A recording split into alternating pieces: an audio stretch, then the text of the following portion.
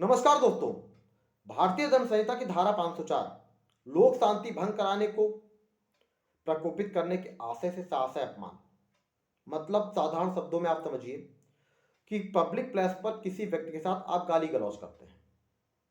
अब भाई गाली गलौज करेंगे, उस व्यक्ति को ऐसे शब्दों का प्रयोग करेंगे जिससे वह व्यक्ति अपमानित महसूस करे। तो विज्ञान में एक नियम है क्रिया की प्रतिक्रिया। मतलब आप कोई भी कार्य करेंगे तो उसकी प्रतिक्रिया हो सकती है।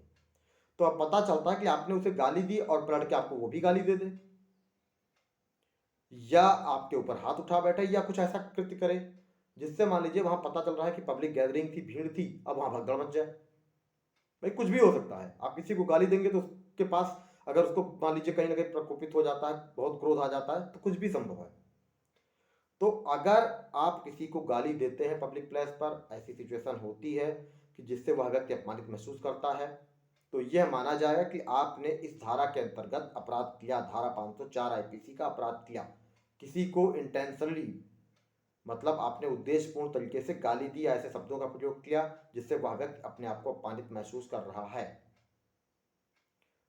इस धारा में आपको 2 वर्ष तक की कारावास और जुर्माना, या केवल कारावास या जुर्माना हो सकता है। यह धारा असंज्ञेय प्रकृति की है, नॉन कॉग्निजेबल है, जमानतीय है, बेलेबल है, समनीय है, कंपाउंडिंग है। मतलब शिकायतकर्ता चाहे तो कोर्ट से निर्णय सुनाए जाने से पहले कभी भी अपनी शिकायत वापस ले सकता है। अब क्या इसकी एफआईआर होगी या एनसीआर दर्ज होगी?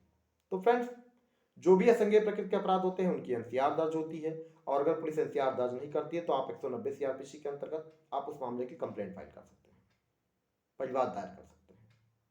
अब एनसीआर कैसे होगी? तो 155 सीआरपीसी की उपधारा 1 के अंतर्गत, जैसा कि मैंने बताया कि कोई भी व्यक्ति अगर अपने आप को अपमानित महसूस करता है, तो जो भी पुलिस स्टेशन है जिसकी सीमाओं के अंतर्गत ऐसा अपराध हुआ है, संबंधित थाने के भारसाधक अधिकारी को प्रार्थना पत्र दे सकता है लिखित में। उसकी शिकायत दर्ज कर ली जाएगी। लेकिन शिकायत दर्ज करने के बाद मामले में आगे इन्वेस्टिगेशन तब होगी जब ऐसा पीड़ित व्यक्ति मजिस्ट्रेट के समक्ष 155 सीआरपीसी की उपधारा 2 के अंतर्गत प्रार्थना पत्र देता है कि मामले में इन्वेस्टिगेशन का आदेश संबंधित पुलिस को किया जाए, या जो भी विवेचना अधिकारी है उनको डायरेक्ट किया जाए।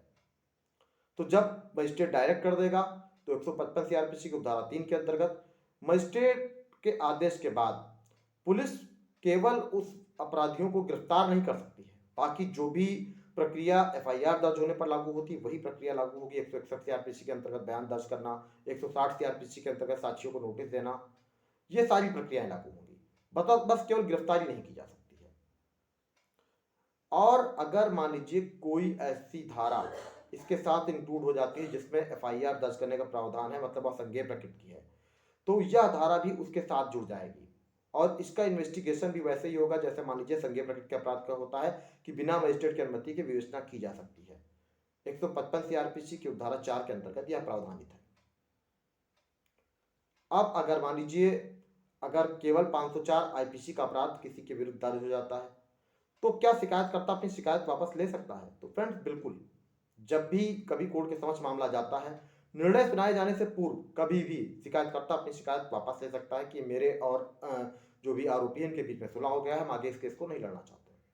चूंकि कंपाउंडिंग समनीय प्रकृति का अपराध है, इसलिए इस मामले को ऑटोमेटिकली आप कोर्ट में जब भी एप्लीकेशन देंगे तो कोर्ट कहीं ना कहीं इसको वापस कर देगी, खत्म कर देगी इस मामले को। तो फ्रेंड्स, इसकी केवल एनसीआर दर्ज होती है, असंज्ञेय प्रकृति का है, जमानती है, अवेलेबल है और कंपाउंडिंग है। अगर पुलिस एनसीआर आपकी दर्ज नहीं करती है तो 190 सीआरपीसी के अंतर्गत आप कंप्लेंट फाइल कर सकते हैं, परिवाद फाइल कर सकते हैं मजिस्ट्रेट के समक्ष। तो अगर आपको ये वीडियो पसंद आए, आपको ऐसे जेन्युइन लीगल कंटेंट देखने हो तो वीडियो को लाइक करें, चैनल को सब्सक्राइब करें, ताकि आगे भी आपको ऐसे genuine legal on practical knowledge, आपको ऐसे कंटेंट देखने को मिलते रहें। Thank you.